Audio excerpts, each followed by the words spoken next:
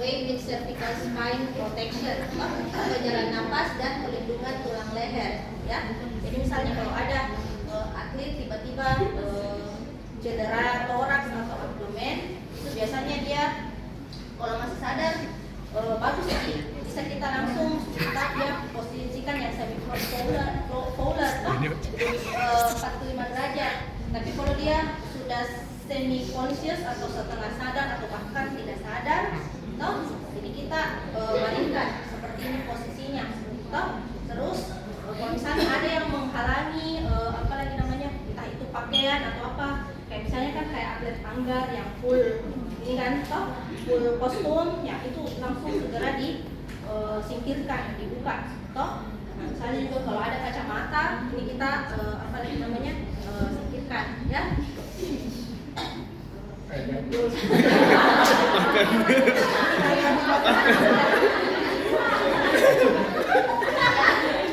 Jadi kita lihat pasiennya, misalnya nih dia setengah sadar ya, artinya dia tidak terlalu sadar, kesakitan sekali ya.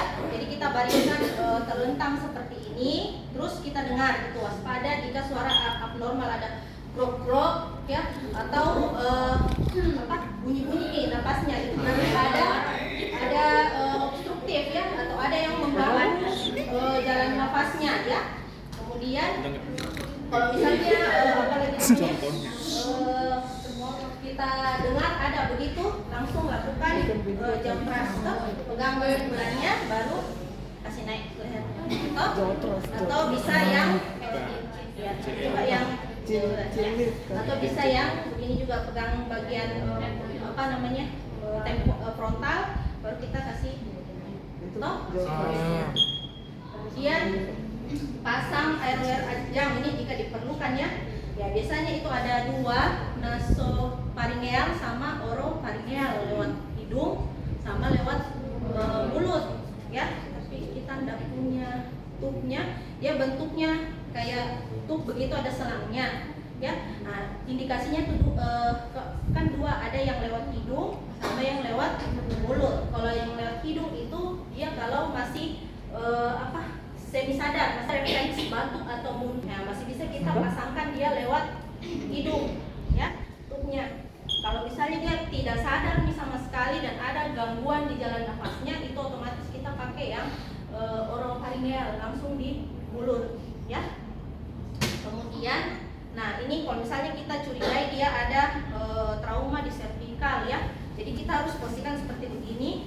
Kalau misalnya dia ada trauma di cervical, atau kita pasangkan kolar. Nah kalau pemasangan kolar sendiri itu hati-hati, jadi nggak boleh kita apalagi namanya itu tekuk lehernya begini ya, nggak boleh kasih begitu ya. Ya karena takutnya kalau ada patah, bergeser segala macam, itu bisa tambah cedera. Jadi kita pakaikan kolar, itu caranya kalau misalnya banyak orang itu satu fiksasi, satu yang dipasangkan ya.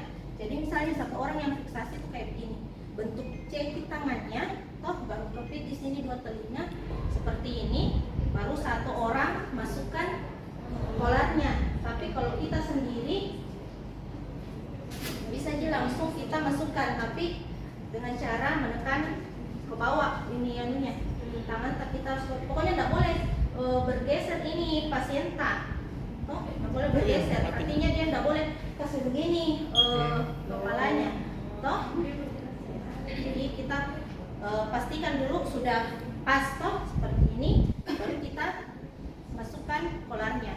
Nah nanti adjustnya itu tergantung kita paskan di lehernya pasien.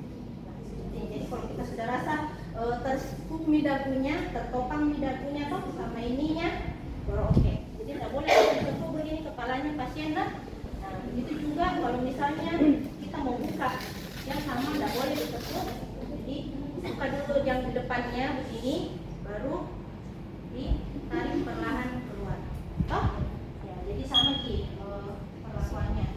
Nah, misalnya juga itu kalau pasien kurang oksigen, kita bisa pakai oksigen begini ya, langsung dipasang, tapi kalau luar saya jadi posisinya begini ya, saya jadi ininya